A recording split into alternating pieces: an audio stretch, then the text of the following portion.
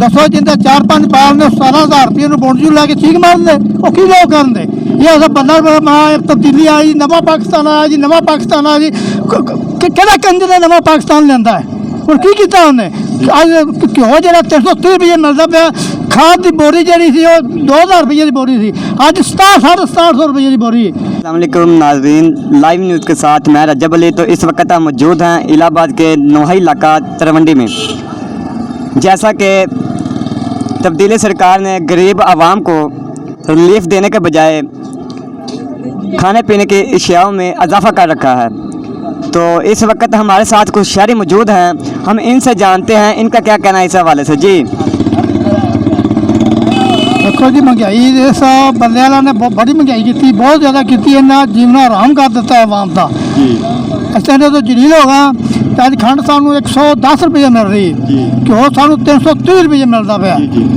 40 रुपये कल के चने की दाल तो चने वध गए। मजदूर की मजदूरी जी उत्थे की उत्थे ही है, दर्जा झरनियाँ जड़ियाँ ने उन्होंने मजदूरी जी 17,000 रुपये दे रहे हैं। दसो जिंदे 4-5 बाल ने 17,000 रुपये बोनजू लैके ठीक मार दे वो की लोग कर दे ये अस बंदा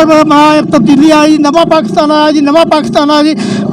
कि कंजर ने नवा पाकिस्तान लिया है और की किया उन्हें अज घ्यो जो 330 रुपये मिलता पाया खाद की बोरी जी थी 2,000 रुपये की बोरी थी अज 6700 रुपये की बोरी है। ये किसी में उसे बैठा भौंकी जाना मैं ही कर रहा मैं ढिम कर रहा वो नाल बशीर ने वो वजीर के नाल बकवास की जाते हैं कि जी बड़ी तब्दीली बड़ा काम कर रहा जी बड़ा काम कर रहा जी की काम कर रहा है। दसो गरीब मर गया थां से गैस कितनी महंगी हो गई है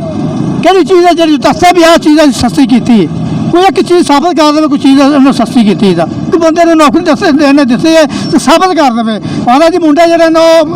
सरकारी नौकरी जी ना वो खा वेखना छड़ दे